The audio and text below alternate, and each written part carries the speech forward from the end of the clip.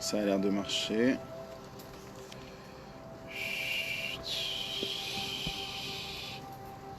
Ok, super.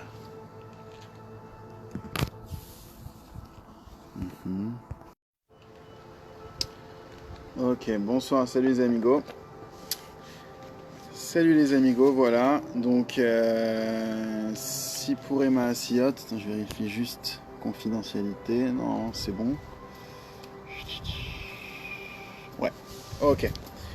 Alors, bonsoir à tous. J'espère que ça se passe bien chez vous. Si vous avez déjà repris le travail ou pas. Enfin, pour ceux qui sont en Israël, on a déjà repris le travail. Et pour les autres, eh ben, une bonne fin de confinement. Voilà, salut les amigos à tous. Donc aujourd'hui, on va faire le conte du roi humble. C'est le 6e conte de Rabbi Nachman. C'est un conte qui est court et c'est un conte qui a une petite morale sympathique. Donc voilà, aujourd'hui, ça va être un petit épisode, mais toujours sympathique. Voilà, je rappelle que les contes sont de grande profondeur, comme on a vu la dernière fois. Les contes de Rabbi Nachman, ce ne sont pas que des histoires, ce ne sont pas que des fables.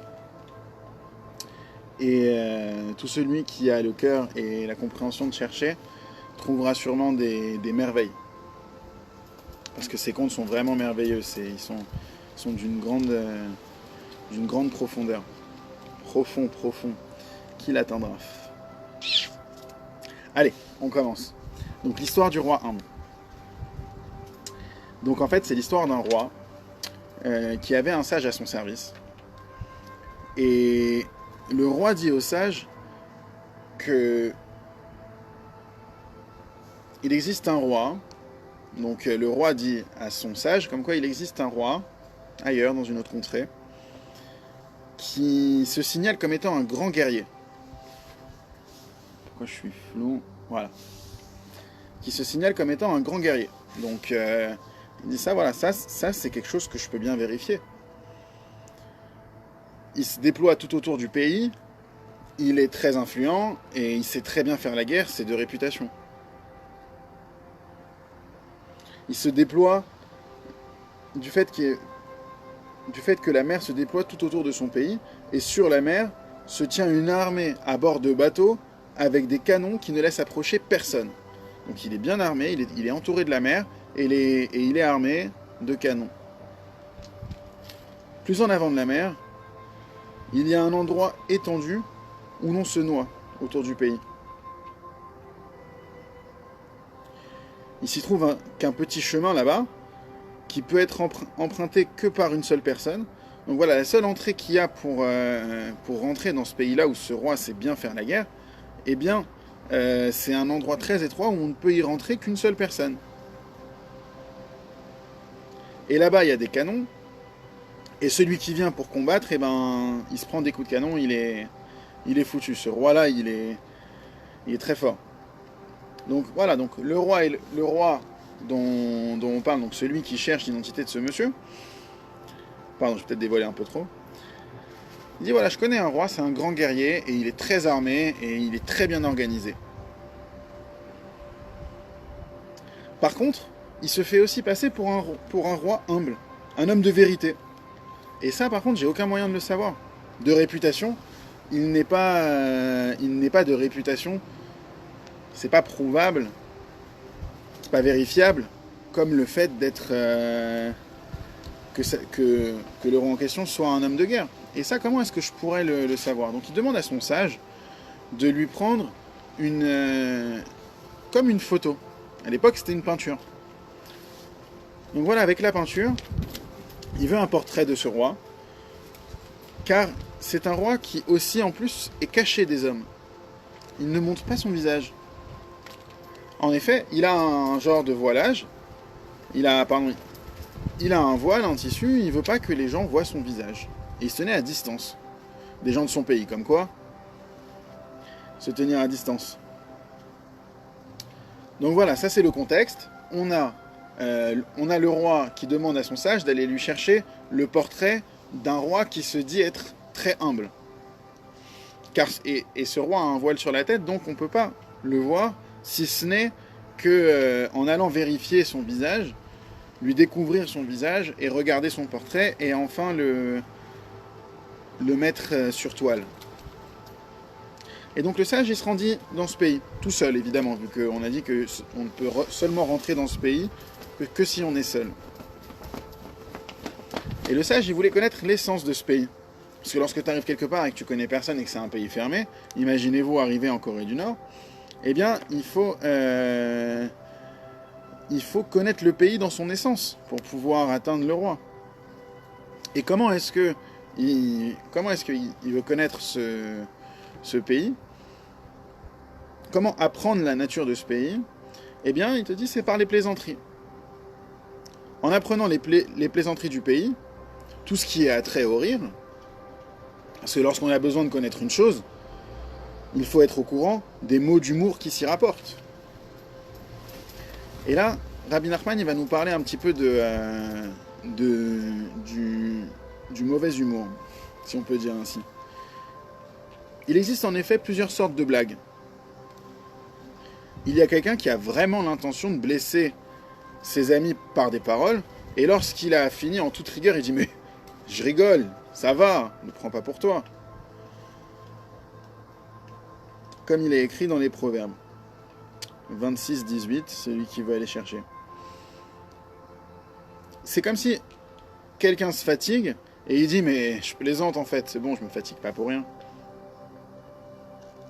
Donc voilà, ce roi, ce sage-là qui a pour mission d'aller chercher à découvrir le visage du roi, eh ben, il cherche maintenant les plaisanteries du pays. Et Rabbi Nachman nous parle des blagues.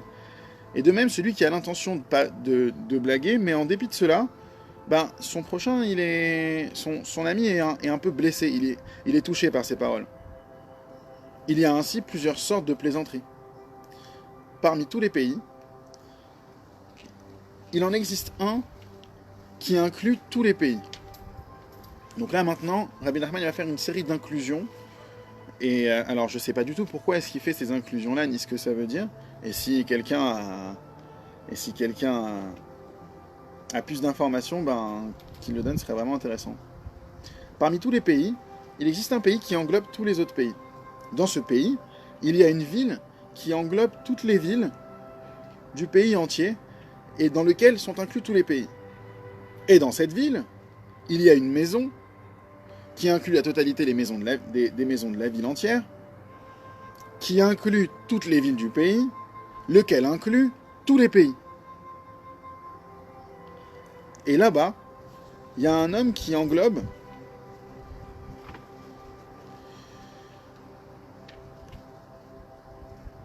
Ok, et dans cette maison-là, donc qui englobe tout en fait, il y a un homme qui englobe en lui toute la maison. Donc cet homme-là, il englobe tout. Sur place, il y a quelqu'un qui fait toutes les moqueries et les plaisanteries du pays. Ok.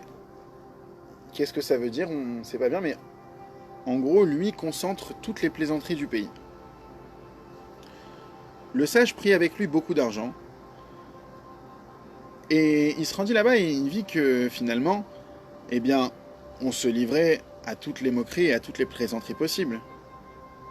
Et que le pays tout entier n'était rempli que de mensonges. Il s'est rendu compte, il a vu d'un œil extérieur, un peu comme un Candide, et il a vu que, véritablement, tout le pays entier, et tout ce qu'il contient, c'est rempli que de mensonges. Du début à la fin. L'un allait se moquer de comment est-ce qu'il a escroqué son ami dans le commerce. L'autre de comment est-ce qu'il s'est un petit peu moqué de lui de cette façon. Et donc il a vu que véritablement c'était que mensonge, même au niveau de la justice. Au niveau de la justice, eh bien pareil, c'était que mensonge, et on y recevait des pots de vin finalement. Donc on pouvait acheter son procès.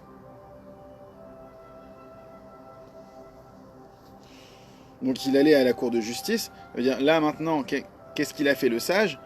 Le sage a eu un problème, il a eu un litige, il a eu une affaire. Et donc du coup il est allé voir les tribunaux. Et c'est là-bas qu'il a vu qu'en fait tous les tribunaux n'étaient que mensonges. Il s'est rendu compte de ça. S'étant rendu compte de ça, il a vu que le premier tribunal était corrompu. Il est allé voir le tribunal au-dessus. La justice d'État.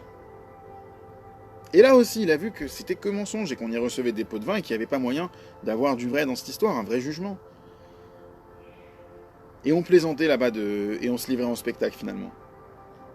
Le sage perçut, à travers cette blague, que tout le pays était rempli de mensonges et de tromperies. Et la vérité y était totalement absente.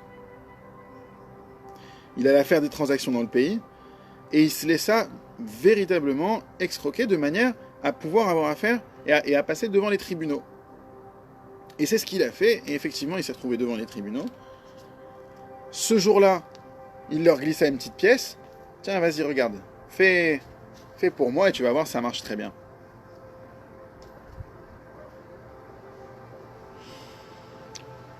Et comme ça, il a été au tribunal d'instance plus élevé. Un niveau au-dessus. Un tribunal plus haut placé, et là-bas aussi, c'était que mensonge comme on a vu. Et ils étaient tous corrompus finalement.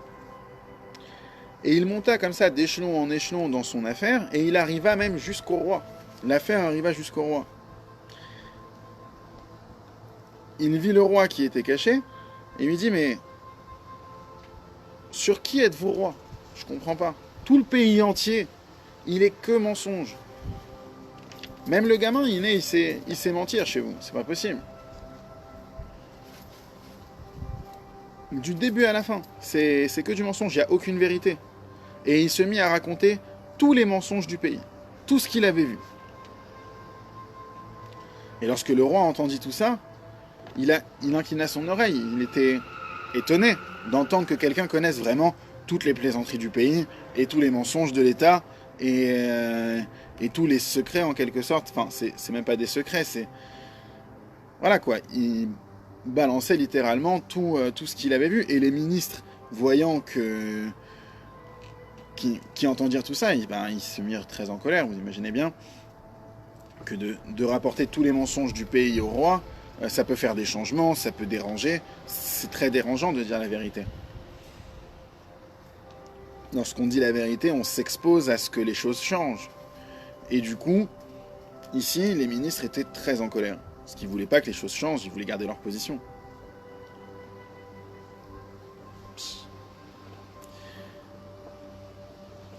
Et donc le sage, il prit la parole, il continue et il dit, il conviendrait d'affirmer que le roi aussi, il est comme eux finalement.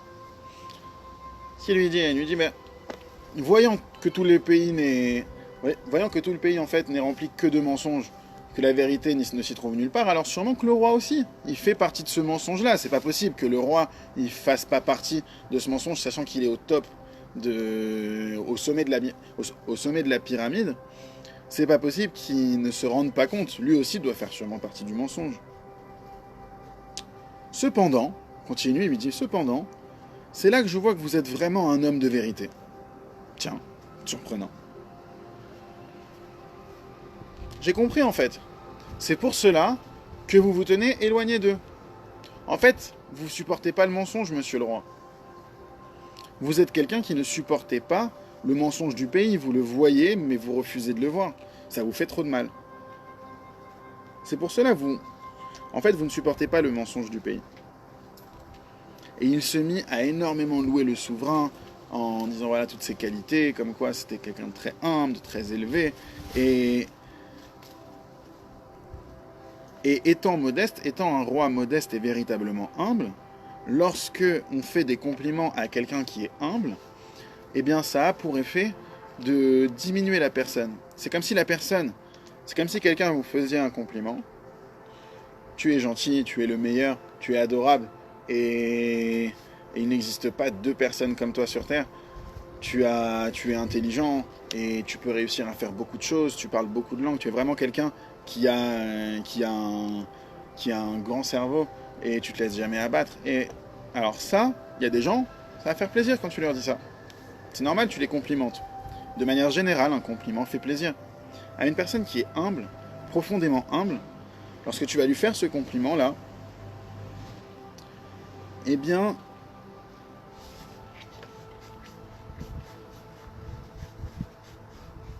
en fait, il va se rapetissir en quelque sorte. Disons que sa grandeur, c'est vraiment sa modestie. Et c'est bien là le comportement de l'humble. Plus on le louange, et plus on le grandit, et plus lui en fait, qu'est-ce qu'il fait? Il se rend petit et modeste. Ça veut dire que finalement, lorsque tu es face à quelqu'un de humble, il va être mal à l'aise lorsqu'il va recevoir ces compliments-là. Ce mal à l'aise-là, eh bien, c'est une preuve quand même de modestie. Au lieu de gonfler la poitrine, en général, les gens, qu'est-ce qu'ils font? Ils remettent sur quelqu'un d'autre. Un humble, quelqu'un qui est vraiment humble, il remet son kavod, son honneur sur quelqu'un d'autre. Il va dire non, mais ça c'est pas moi, c'est le commerçant, c'est pas moi qui ai fait l'affaire, c'est le commerçant, il a été gentil. Alors qu'en vérité, c'est peut-être lui. Mais lui, il va se sentir diminué, et c'est en ça que ça va être sa grandeur. C'est ça quelqu'un de humble. Et ce sentiment de petitesse au point de devenir réellement rien, en fait, il l'a tellement loué, le sage, qu'au final, le roi, humble, il s'est senti, mais rien, poussière. Il s'est senti comme quoi, vraiment, il ne valait plus rien, et il n'a pas pu se contenir, et il tira le rideau, afin de contempler le visage du sage. Qui était celui qui connaissait tout ça? Tout cela? Qui est cet homme? Donc il a découvert son visage, et là, le sage, il a vu le visage du roi. Et en voyant le visage du roi, il a pu faire un portrait et le ramener à son roi.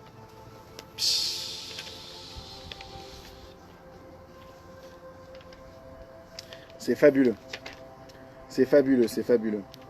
Donc, en résumé de l'histoire, c'est une histoire qui nous apprend un petit peu la modestie et qui nous apprend que finalement, quelqu'un qui est modeste, il ne peut pas supporter le mensonge. Voilà, donc c'était l'histoire donc de ce sage qui vient sous ordre du roi et qui veut donc aller chercher le visage de ce roi humble qui se couvrait tout le temps pour en fait ne pas être en contact avec les gens qui parlent de façon mensongère, que ce soit au niveau de la justice ou au niveau des différents pôles qu'il a vus dans tout le pays. Le roi en fait ne supportait pas ça, et étant au sommet, bien sûr qu'il était au courant. Et donc pour trouver finalement pour trouver le roi, il a dû d'abord rentrer dans l'essence du pays, et pour rentrer dans l'essence du pays, il s'est intéressé aux plaisanteries. Et Rabbi Nachman, il nous a parlé de tout type de plaisanteries, notamment la plaisanterie qui blesse, la mauvaise plaisanterie, celle que lorsque des fois on plaisante, on dit non mais je rigole. Non mais t'inquiète pas, je rigole. Ça va, t'es pas moche. Mais non, bon la balafre t'inquiète. Mais oui. Non mais ça va, on rigole. Voilà, ça par exemple, tu as blessé quelqu'un, clairement. Bon, c'est pas tous les jours qu'on rencontre quelqu'un avec une balafre, mais on a compris. Et voyant que tout le pays était le mensonge, même la justice et tout ça, il en est allé jusqu'au roi en prétextant une affaire. Et devant le roi, il a loué le roi du fait qu'il se cache. Donc en quelque sorte, qu'il voile un petit peu il préfère se réfugier dans son intériorité parce qu'il supporte pas le mensonge. Et il voudrait sûrement peut-être changer d'endroit, mais il ne supporte pas.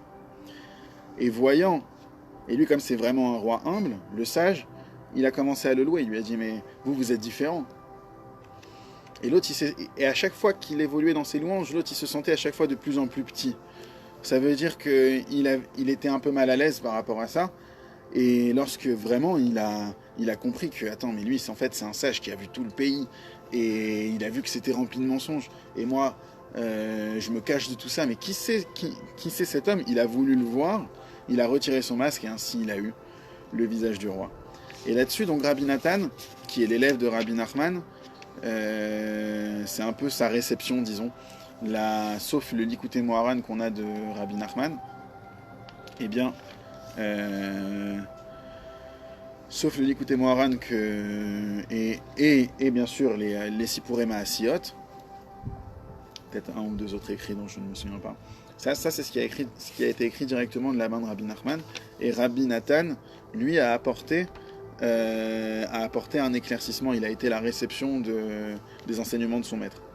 Et là il nous dit, alors c'est un petit peu stouma, caché, mais on va voir, parce que c'est des allusions pour essayer de comprendre ce conte qui en fait est très profond.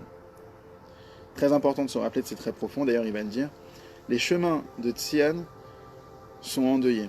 C'est dans les Lamentations au chapitre 1. Et Tzion correspond aux marques, aux Tsiounim. Tsiounim, ça veut dire des marques. De tout le pays, où toutes sont rassemblées, Nitvaadim, là-bas, comme il est écrit dans Ézéchiel. Alors, pardon, comme il est écrit dans Ézéchiel, un homme vit et construit un monument marquant, un Tsioun près de lui. Ah, intéressant. On parle du Tsioun, de l'endroit. On parle aussi du Tsioun lorsque, pour ceux qui ont eu la chance d'aller à Ouman à Rosh Hashanah, on parle pas du Kever de Rabbi Nachman, on parle du Tsioun. C'est intéressant, il y a sûrement un lien. C'est là qu'il est écrit contemple Tzion. Là maintenant on parle de Jérusalem, cité de Nophet, Moadenu, dont les initiales forment le mot Metzachek, se moquer. Tzion Metzachek. Car c'est là-bas que se rassemblent toutes les marques. Celui qui avait besoin de savoir s'il devait entreprendre quelque chose ou une affaire commerciale, il l'apprenait de là-bas. C'est là-bas qu'on tirait toute la compréhension du monde. Que telle soit la volonté divine, que Tzion soit reconstruite rapidement et de nos jours. Amen. Il continue un petit peu.